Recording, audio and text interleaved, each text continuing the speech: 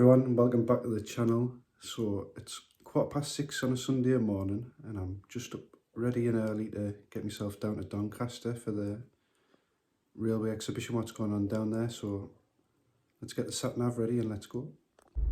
So that's the sat-nav set down to Doncaster racecourse, 110 mile.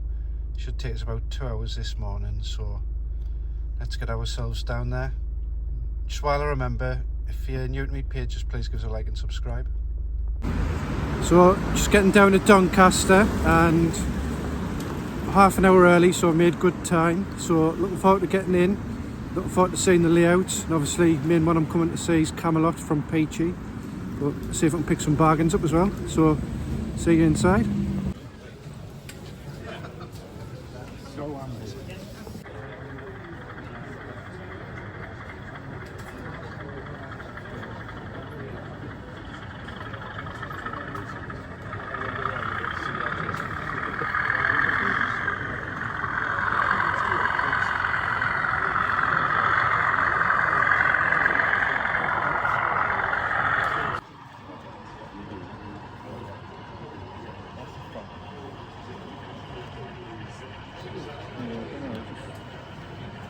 I don't know whether it's that livery and the white around the window is just making it look like something. The yellow panel looks too big. Yeah, it looks too high, doesn't it? Yeah.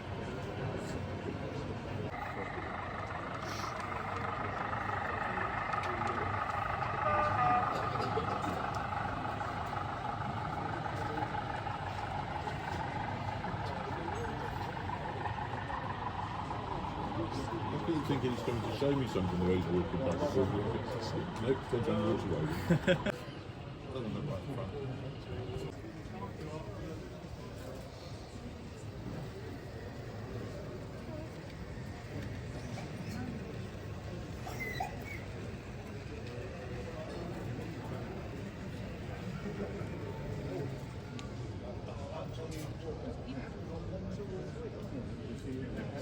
Yeah, I know it's not.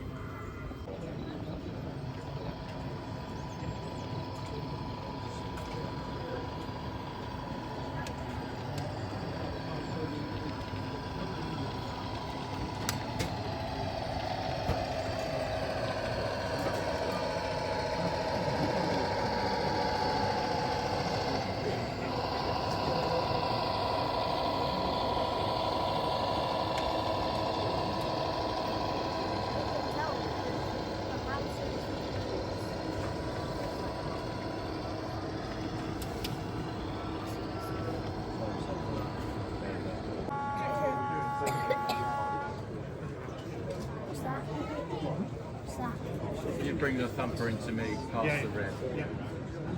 Right. Yeah, that's it.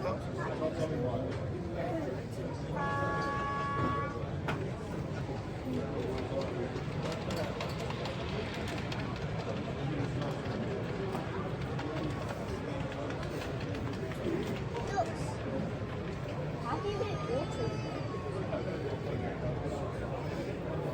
So you put glass on it.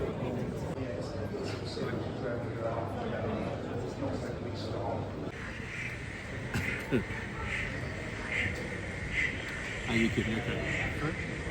Ooh, look at that. There's only one which is the Ginty that's got screwed down. It's just this one. Can't be a one. Oh, what, with engaged wheels? Yeah. That's one of the picture pieces marked. Everyone keeps calling it engaged.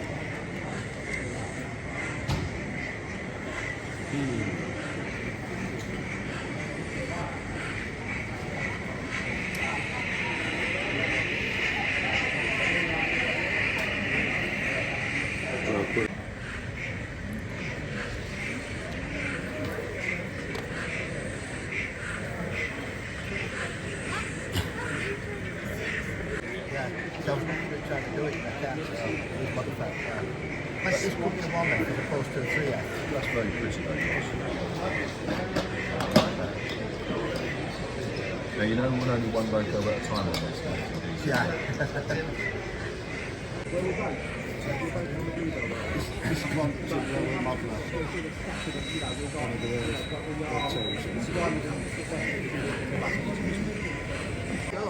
Well, yeah, but it doesn't matter.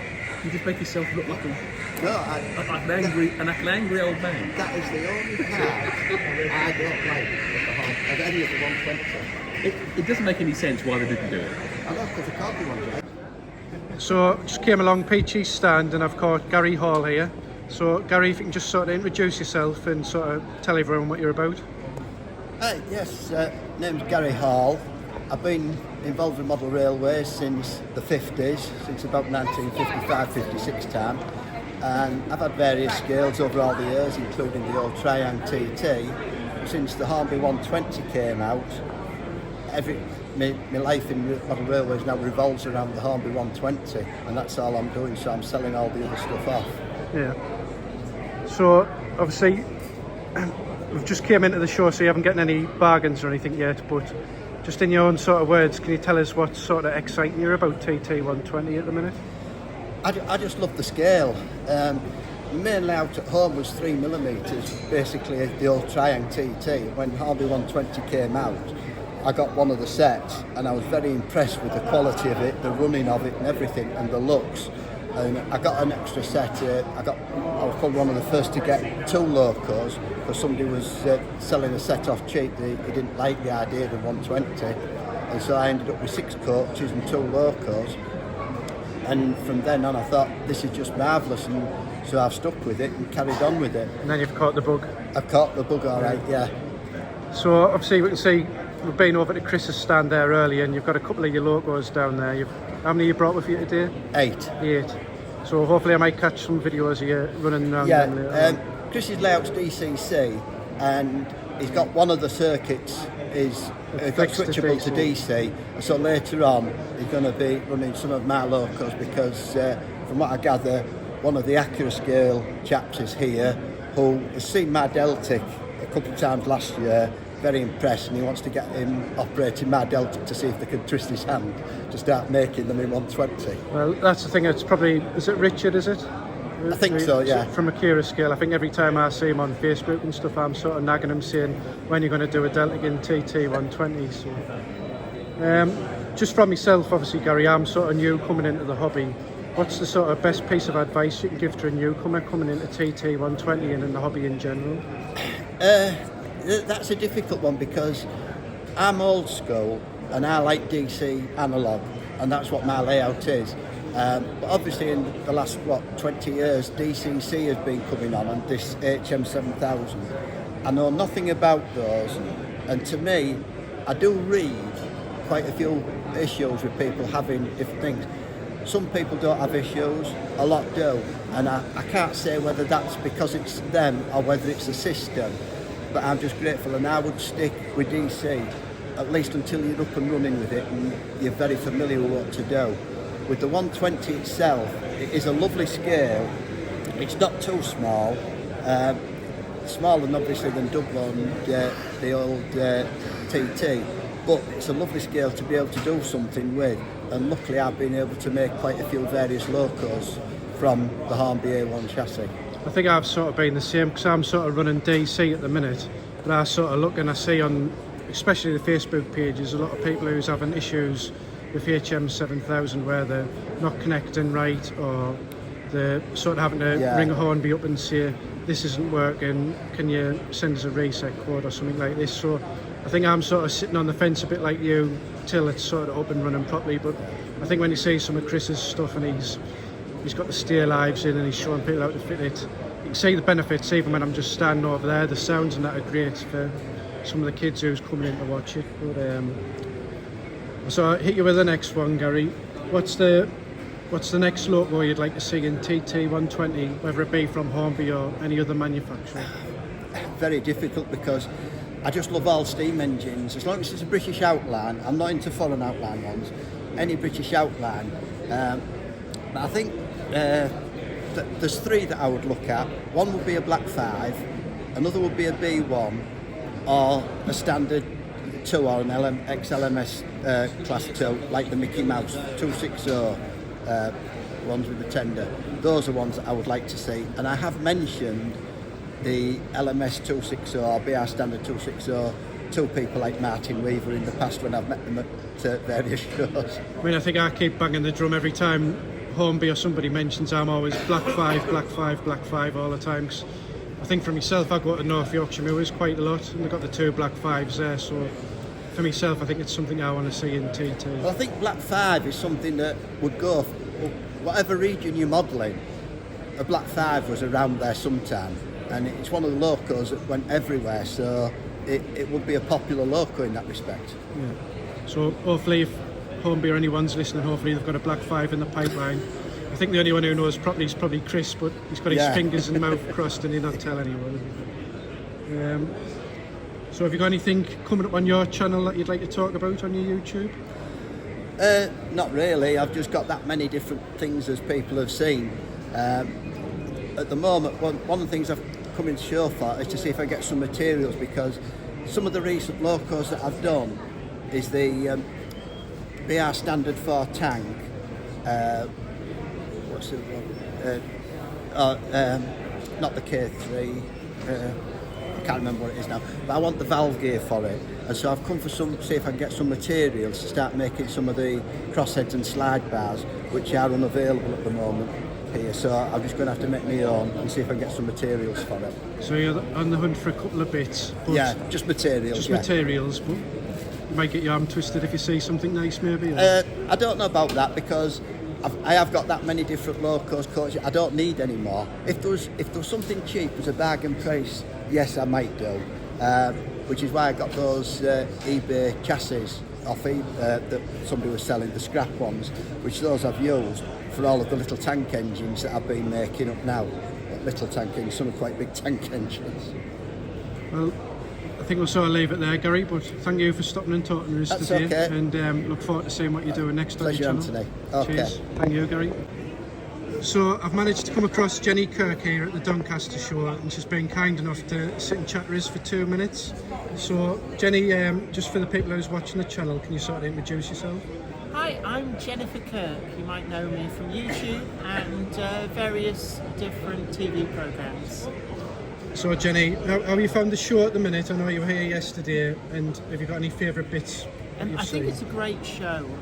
Doncaster, I've done it quite a few years now, and it's a great show if you want to come and look for a bargain. There's a lot of different retailers here where you can really just have a great rummage through second-hand and new stuff. And for me, that makes it a really enjoyable show to be at. It's been very busy as well, and it's good to see so many people enjoying the hobby. And I take it you found some bargains yesterday. I sort of seen you what you were putting out yesterday. So do you want to tell people what you've been buying yesterday? I'm on a push to get Class 08 shunters at the moment, and I got 2 yesterday. Actually, technically one of them's a Class 09 shunter. And a few other bits and pieces. I got some wagons from one of the retailers as well. But also it's great for all those little bits that normally it's really difficult to get mail order. And coming to these shows, you can get inspired by lots of bits and pieces that would be a great addition to any layouts. You kind of beat a grunt, can you? No, I've got, I think I've just bought number 26, or it might be number 27. I mean, I'm just on my first one at the minute for TT. I've got the Molly a bit like Zoe, but... Oh, I forgot to count. I've got this TT one, and we've got 2 N-gauge ones as well. So you're counting Zoe's as well? Then? Yeah, so actually 31 if you count my O-gauge one, and I don't know what you count Class 13 as. So, obviously with myself and Chris behind us here, I'm sort of into the TT120 stuff. Sort of 2 and a bit years into it now. What's your sort of thoughts on TT at the minute? I think it's a great scale. It's one of those things that I think if it had been around when I got back into the hobby, so I would have been starting with a clean slate, I would definitely have considered it. And when you look at some of the layouts, Chris's Camelot here is a great example. It just shows how much you can get in what is actually a relatively small space. And I think that it will continue to grow. and there's a lot that it's able to give. It's true to scale in terms of the track width. I think that's quite important. When you see it, it is quite noticeable. So I think it's here to stay, and it's going to go from strength to strength. I mean, I've sort of had a good look around Chris's layout this morning, and every little bit of detail is really, really impressive on it. And I think, Yeah, for myself, I've sort of been watching it the last 2 years while he's been making it. It's sort of been the last 4 weeks where it's all sort of come together for him, and he's where he's got deadline, I've got to get it done. I've got to get it ready for the show. But Yes. there's been quite a lot of people here and a lot of kids and that walking up, so I think it's been great for this scale. But, Absolutely, yes. just a sort of quick question from myself, Jenny. I'm sort of new into the hobby. What's the sort of best advice you'd give to a newcomer coming into the hobby? I think that, you know, just do what you want to do. At the end of the day, a hobby's supposed to be fun. And I see a lot of people who go, oh well, I'd love to buy X, Y, and Z model, but I'm rigidly modelling this period, this area, and it's like, well, why don't you get what brings you enjoyment? But also, there's no one true right way to do things. And I know, unfortunately, sometimes you can get people who say, oh no, you're doing that wrong, you're doing this wrong, and actually no. There's a lot of different ways to achieve great results, and it's about what you enjoy doing, about what you're most comfortable with, and you know, have confidence to try things. I see a lot of people go, oh, I'd never be able to do that. It's like they don't let themselves try to see that actually they probably could do it. Yeah, I think that it's a great hobby. So. Getting started in it, you're on a great track. There's lots of transferable skills that you can bring to other aspects of your life, so go for it. I think obviously I watch quite a lot of your stuff, Jenny, and I always find you always say the transferable skills that you're seeing. So you got your woodwork and your electrics and different stuff like that. And yourself just starting out, it's a bit daunting. But even when you were saying about soldering the other day, I think you said you had like a 20-minute lesson of somebody who knew what they were doing. Yeah. And then all of a sudden... It wasn't even that, it was like 10 minutes. And for me, I know a lot of people, soldering's like a black art. It's, you know, they go like, I can't do it, it goes wrong. Sleepers melt when I try and solder the track. I get big blobby globs of solder. Try soldering a stay alive to a decoder, and all I do is I just destroy the decoder. And I was very much in that boat. And it took a 10-minute lesson from somebody who really knew what they're doing. And they said, look, sit down and I'll show you some of the basics that will transform the way you look at soldering. And I think a lot of people think, oh, I don't want to melt plastic, I don't want to cause too much issues with putting too much heat into this, so I get a colder soldering iron. And actually, that is what you mustn't do. The secret to great soldering is actually having a hot iron. And the reason for this is if you've got a cold iron, one that's like a 10-watt iron, and you're trying to solder to rail, it takes so long to heat the rail up for the solder to take. That heat's slowly getting transferred down the rail, and that's when you get all your sleepers melting. If you use a really hot iron, it's like dab and it's done, because it immediately gets the bit that you're trying to solder up to the right temperature, so it doesn't actually take a lot of energy, and there's no collateral damage. The other thing was he showed me flux, and particularly the DCC Concepts no clean flux. So you don't have to worry after you've soldered about cleaning everything off, because with conventional flux it can cause things like metal items to corrode. But this stuff, you don't need to worry about it, and it made such a difference. Putting a little dab of this, it's like a watery substance on, and then again with the hot iron and dabbing in the solder, and it was like the solder just stuck to the metal, and it was a perfect join first time every time. And it took me 10 minutes, and all of a sudden it's like, this is easy. And it transformed how I was able to do things in the hobby.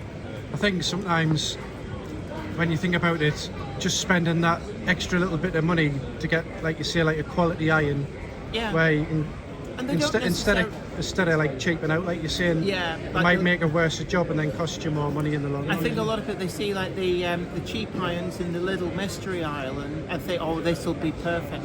And actually, you know, having a good soldering iron and good materials doesn't have to be expensive. It isn't like a huge amount more money to get the right iron for the job. So it's not like saying, well, you know, I'd love a Rolls Royce, but I can't afford one. It is quite simply making sure you've got the right tools for the job, and it makes things so much easier. Yeah, definitely agree with you on that one, Jenny.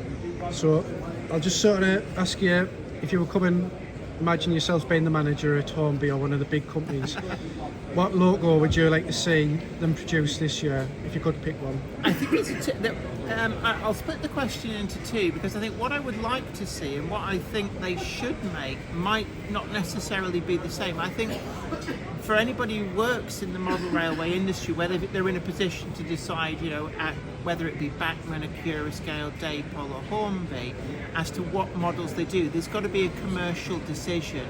It's got to sell. But for a model which I think would definitely sell, I always bang the drum for things like a J6. I think is a great all-round tender locomotive that was long-lasting and is distinctive enough that you can tell it apart from other locomotives. It's not like another six-wheel steam locomotive with a tender. It has some distinctiveness that makes it stand apart. I think as well the J39 is long overdue for a retool. The Class 04 shunter as well is a glaring omission from modern ready-to-run ranges, and I think these are all models that if I were in charge at a model rail company, I would be putting serious thought into doing models of. But in terms of if I could choose anything that I personally want, I think something like a J78. There's something about that. They're a very small class of locomotives, withdrawn by the LNER, and whilst a couple were sold on for industrial use at collieries, they didn't really last much past the Second World War. But visually for me, I think that was a locomotive that I would love to see in model form. But from a commercial perspective, I don't think it's a viable one to do. That's the thing, isn't it? It's the popularity of the companies seeking what can we produce a lot of and get the money from, isn't it? But then again, sometimes you see a company takes a punt on what you would consider a very unusual prototype that maybe there was only one of them. So like the W1 from Hornby. And then everyone goes mad for it, Yeah, don't they? and everybody goes mad for it. Or the Locomotion #1, and everybody goes mad for it. When they brought out that rocket model, and everybody went mad for it. Sometimes you can hazard upon a quirky little obscure locomotive that captures people's imagination. And I'd like to think maybe a J78 would do that, but I think having my sensible hat on, I would probably shy away from it and think it's too big a risk. What if we make this and nobody buys it? There's a lot of money to invest. So last question for you, Jenny, because I know I've kept you a while here, but I'll take you back to TT again. Yeah. Do you have a favourite loco yet in TT? Well, I think it has to be either the A4 or the Class 08. Both locomotives that I love in any scale. And I think it's great to see that both of them have been early additions to the TT120 range. I think that that's a wise choice by Hornby to produce those, and I look forward to seeing them come out in a lot more different livery and name and number combinations. Certainly with, I think it was 960 something Class 08s that actually reached tops and actually got a tops number. There's a lot of choices to pick from, a lot of liveries to choose from, and they give a broad cross-section from the 1950s right through to the present day, so they're perfect for whatever anybody wants to model. Well, Jenny, I just want to say thank you for taking the time to talk to us today. I really appreciate it. Oh, you're absolutely welcome, a pleasure, anytime. Obviously, I love watching the Monday Club as well, with what you and the Covered Monkey get up to. Oh, so brilliant. Oh, thank you. If there's anyone on the TT120 pages who haven't seen Jenny's stuff, check out the Facebook page and obviously check out the Monday Club as well on YouTube. Absolutely, it's a great you watch. Find me at Jennifer E. Kirk Model Railways over on YouTube. Thank you, Jenny. Right, so I've come across Chris here, and he's sat beside his Camelot layout. So, Chris, if you want to just introduce yourself first. Hello, my name's Chris, also known as Peachy TT120. I've got a YouTube channel. I'm here with my SDRM hat on, part of the Scarborough District Road Modellers. It's my local club, who are cracking bunch of lads. I've got an O-gauge over there. I want to pop over and see it later on, actually. On the back side of the TMC stand, and we've got Camelot here, which we're showing off.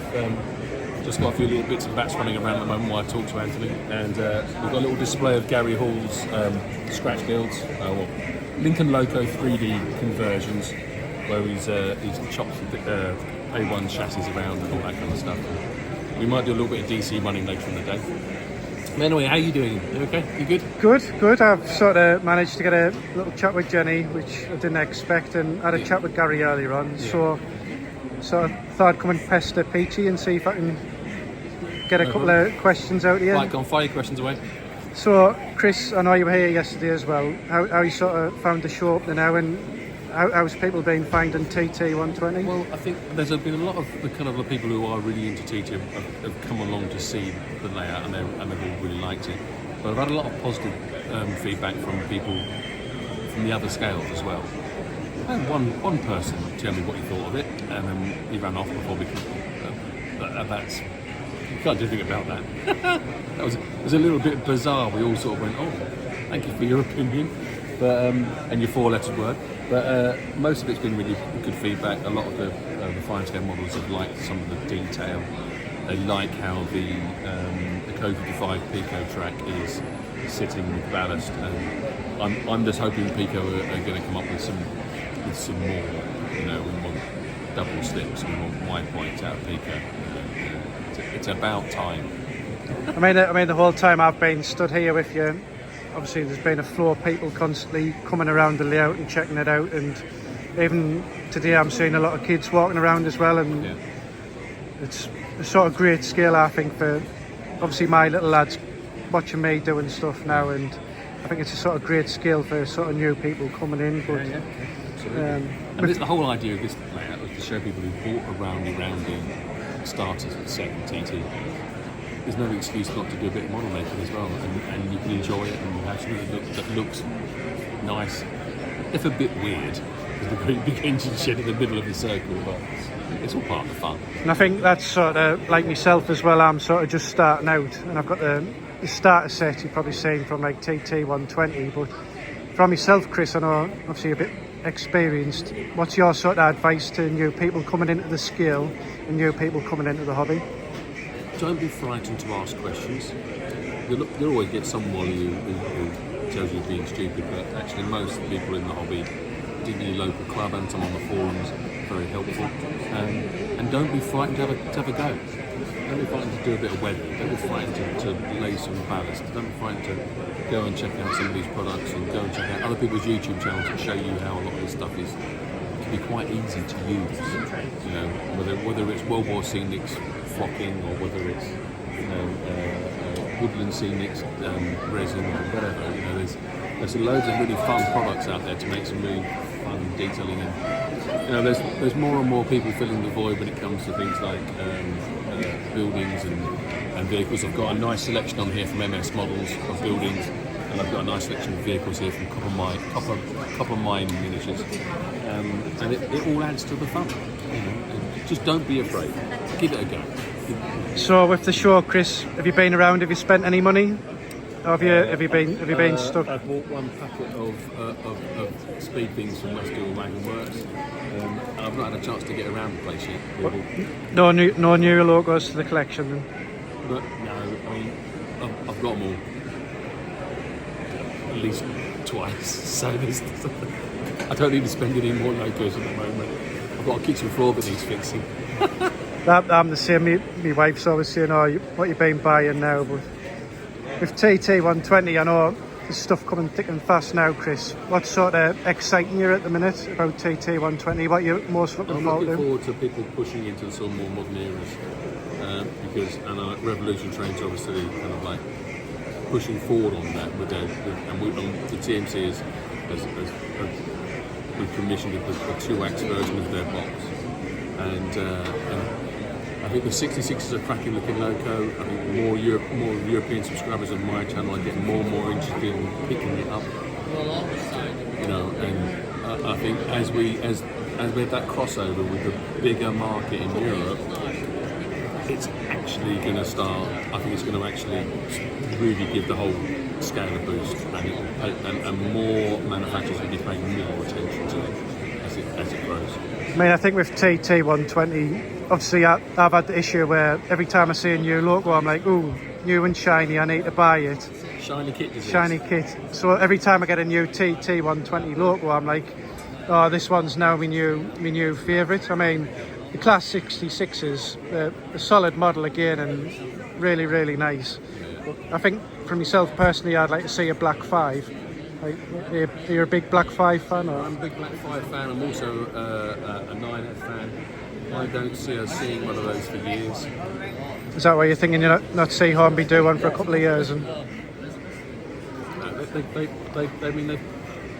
they've committed big time. They've done a lot of work, and they've now got to pay for some of that tooling.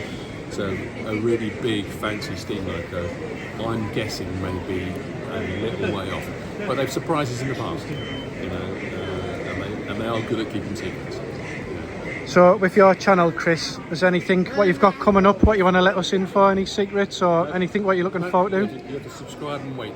Just subscribe and wait. And I'm just going to do a little bit of a muck about with the if I can wake up my iPad. it's got the logos going around. I'm just going to pull the assembly strap into the shed. So you just start moving it, everyone runs off.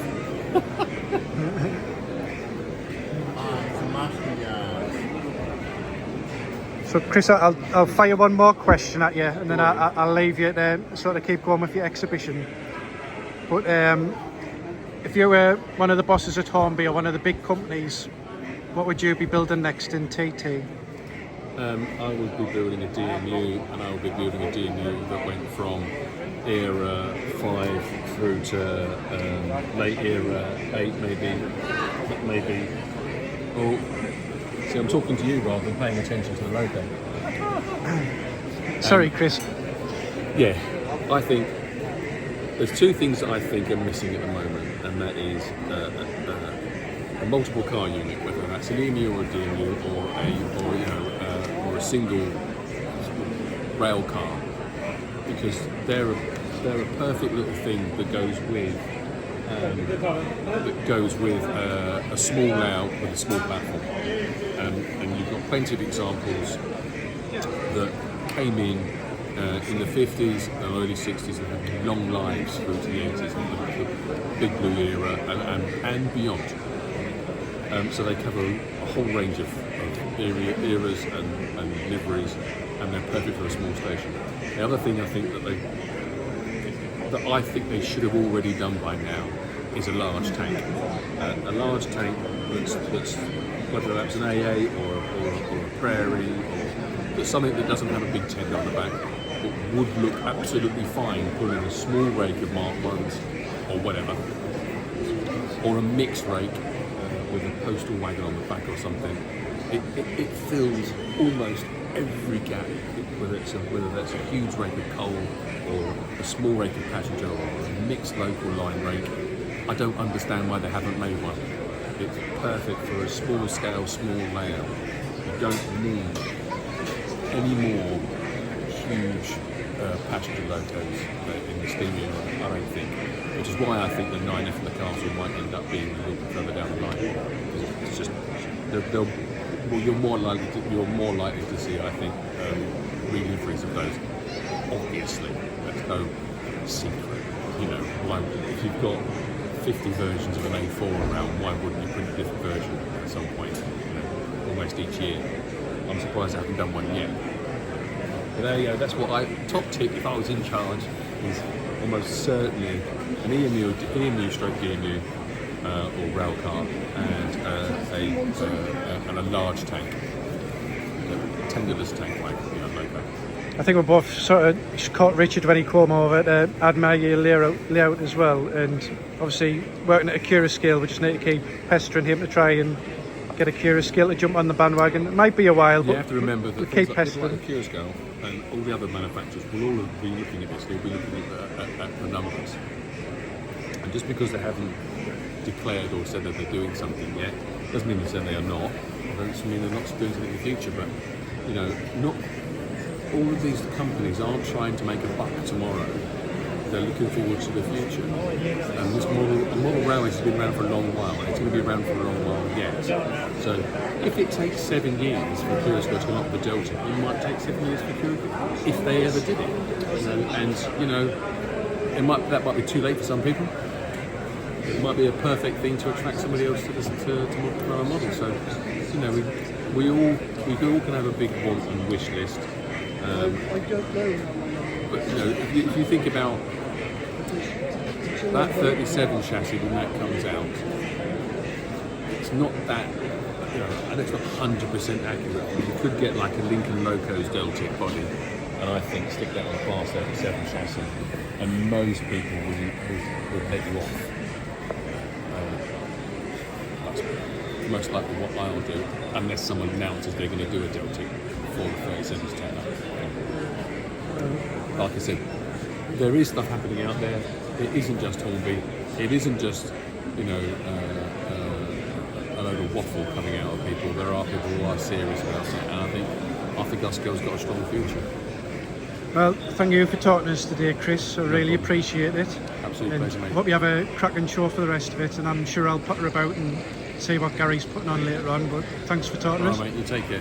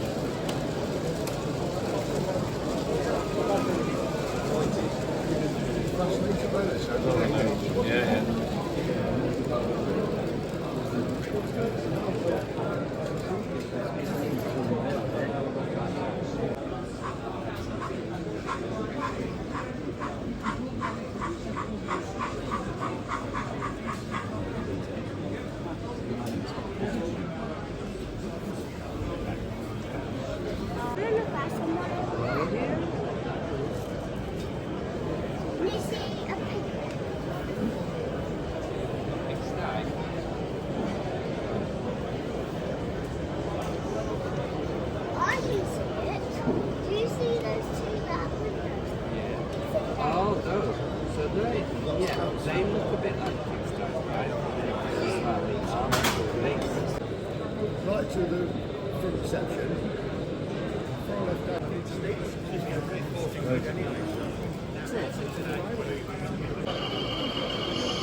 Just drilling there.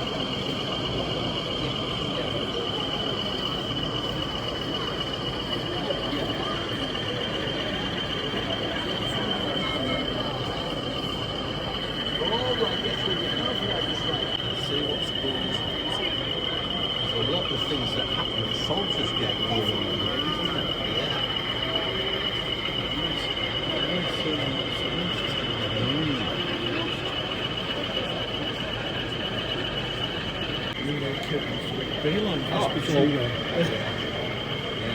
And we've introduced Oscar to it, of course. Unbelievable. The reasons.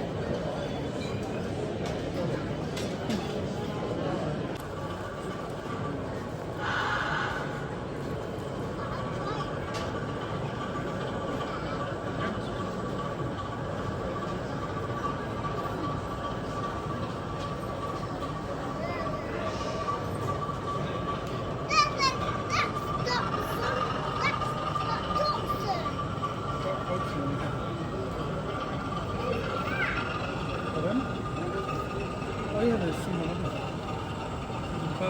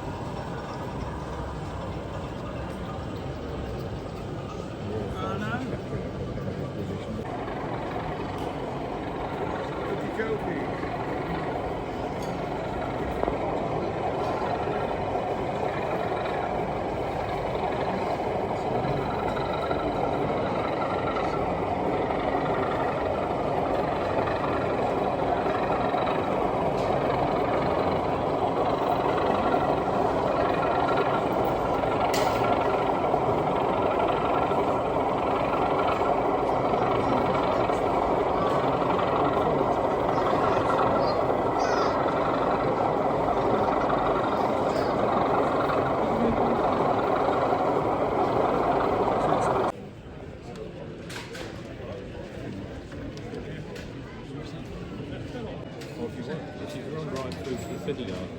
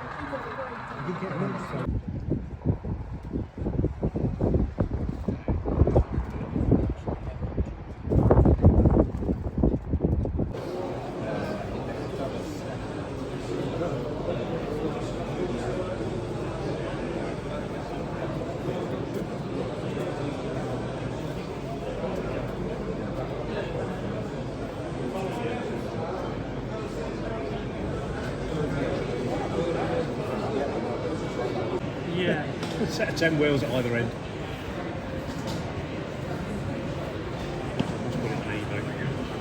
Still think my APT E O gauge is going to beat that.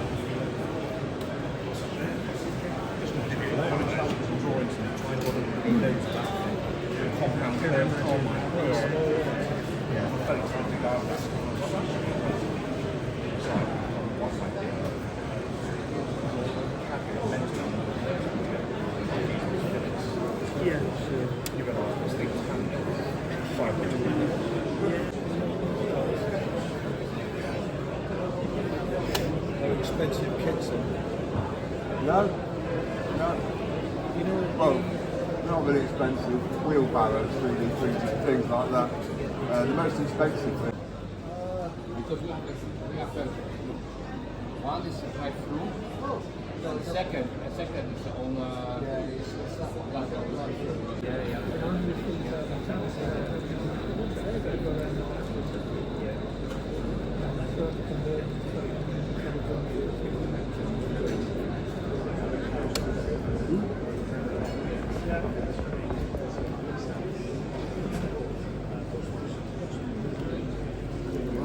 Last day, when are we going to leave you? Right, it's the first time I've been away, so we're away.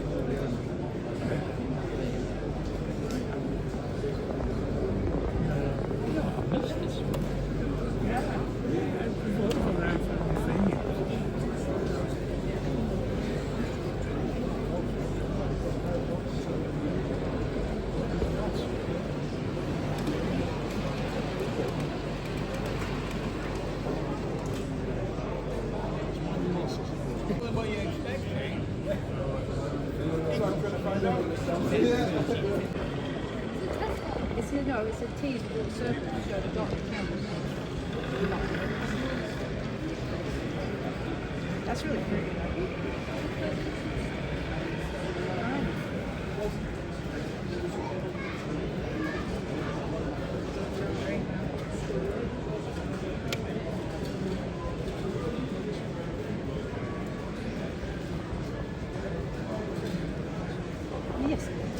Now,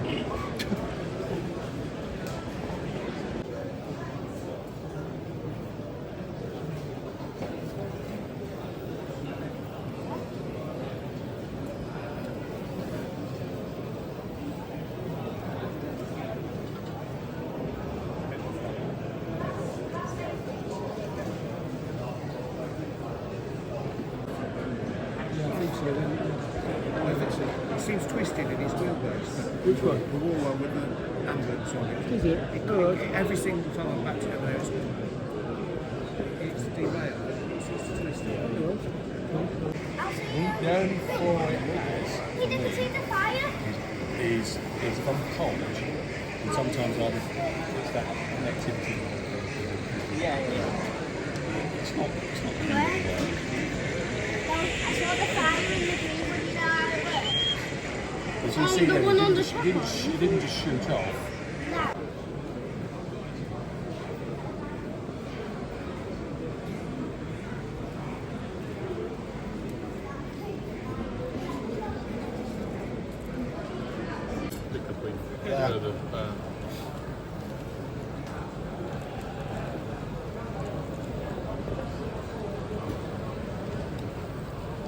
It's only got 4 wheels, that one.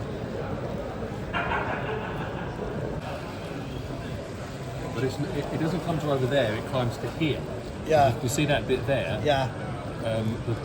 That's it's up about an inch and a bit, 30 mil.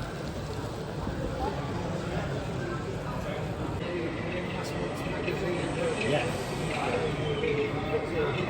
I was surprised, you know, that wanted to look at the article. Normally, you know, 10, 12 pictures. And it's on the DVD as well. And that was quite amazing. Of course, we came in on Friday to saw it, and there it is on the big screen. Wow.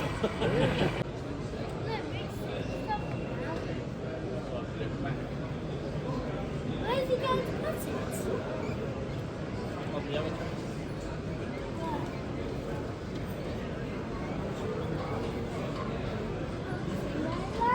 Peachy off was at this end. Ah, right, Right so along the end. It was just. it was the old trimmers. It could have been. Yeah. I mean, the thing was, they weren't doing repair there. They finished doing repair when Yeah. it was all new build. That was why we went, because the vehicle builders. So that's a Doncaster show done. Haven't come away with anything sadly, but I've chatted away to some great people, Jenny, Chris, Gary, so enjoyed the day and see what I can buy online. But just like to say thank you to everyone who's watching, thank you to everyone who's subscribing. If you enjoyed the video, then please give it a share. Thanks for watching.